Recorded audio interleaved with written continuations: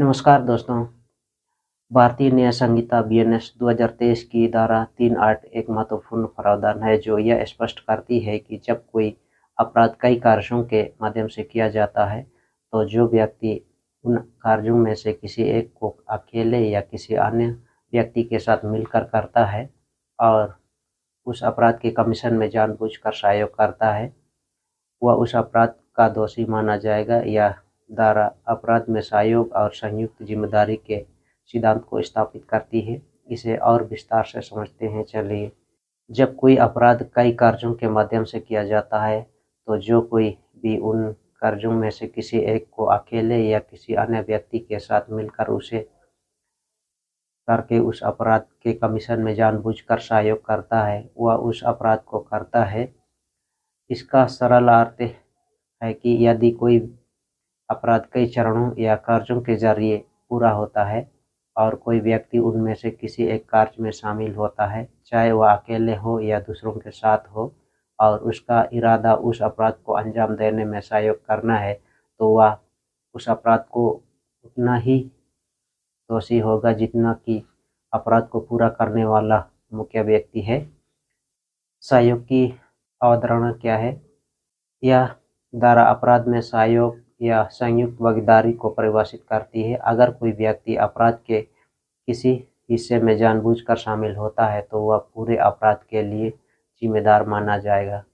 अपराध को पूरा करने के लिए कई कार्यों की आवश्यकता हो सकती है। उदाहरण के लिए, हत्या के मामले में एक व्यक्ति योजना बना सकता है, दूसरे हथियार उपलब्ध करा सकता है और तीसरा हत्या को अंजाम दे सकता है। धारा 3(8) के तहत इन सभी कार्यों में शामिल लोग अपराध के लिए समान रूप से जिम्मेदार होंगे। इस धारा में जानबूझकर सहयोग शब्द का उपयोग महत्वपूर्ण है। इसका मतलब है कि व्यक्ति का इरादा अपराध को बढ़ावा देना या उसे पूरा करना होना चाहिए।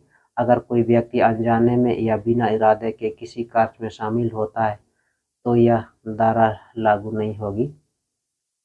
यह धारा यह सुनिश्चित करती है कि अपराध में शामिल सभी लोग, चाहे उनकी भूमिका कितनी भी छोटी क्यों ना हो, समान रूप से जिम्मेदार हों, बशर्ते उनका इरादा अपराध को अंजाम देना हो। धारा 3(8) को समझाने के लिए आइए आपको आगे कुछ बातें बताते हैं। जैसे जार देने के मामले में, जैसे कि मान लीजिए ए और बी दो व्यक्ति हैं और जेड भी एक व्यक्ति है। जेड की हत्या करने के लिए सहमत होते हैं ए और बी, और अलग अलग समय पर जेड को जार की छोटी खुराक देते हैं। जेड की मृत्यु इन खुराकों के संचयी प्रभाव से होती है। इस मामले में ए और बी दोनों हत्या के दोषी होंगे क्योंकि उन्होंने जानबूझकर अपराध में सहयोग किया है, भले ही उनके कार्य अलग अलग थे। ए और बी संयुक्त जेलर हैं और कैदी जेड की देखभाल की जिम्मेदारी लेते हैं। दोनों जेड की मृत्यु का कारण बनने के इरादे से अपने अपने समय पर जेड को भोजन देने में जानबूझकर चूक करते हैं। परिणाम स्वरूप जेड भूख से मर जाता है। इस मामले में ए और बी दोनों हत्या के दोषी होंगे क्योंकि उन्होंने अपराध में सहयोग किया है। जेलर ए कैदी जेड की मृत्यु का कारण बनने के इरादे से उसे भोजन देने में चूक करता है, जिससे जेड की शारीरिक शक्ति कम हो जाती है, लेकिन वह मरता नहीं। बाद में ए को हटा दिया जाता है और बी उसका उत्तराधिकारी बनता है। बी ए के साथ मिलीभगत के बिना जेड को भोजन देने में चूक करता है, यह जानते हुए कि इससे जेड की मृत्यु हो सकती है। जेड भूख से मर जाता है। इस मामले में बी हत्या का दोषी होगा, लेकिन क्योंकि ए ने बी के साथ सहयोग नहीं किया, ए केवल हत्या के प्रयास का दोषी होगा। धारा 3(8) यह सुनिश्चित करती है कि अपराध में शामिल सभी व्यक्तियों को उनकी भूमिका के आधार पर समान रूप से जिम्मेदार ठहराया जाए, जिससे कानून की निष्पक्षता और एकरूपता बनी रही। यह धारा उन मामलों में महत्वपूर्ण है जहां अपराध कई लोगों के सहयोग से होता है, जैसे डकैती, हत्या या साजिश। यह सुनिश्चित करता है कि कोई भी सह अपराधी अपनी छोटी भूमिका के बहाने दंड से बच न सके।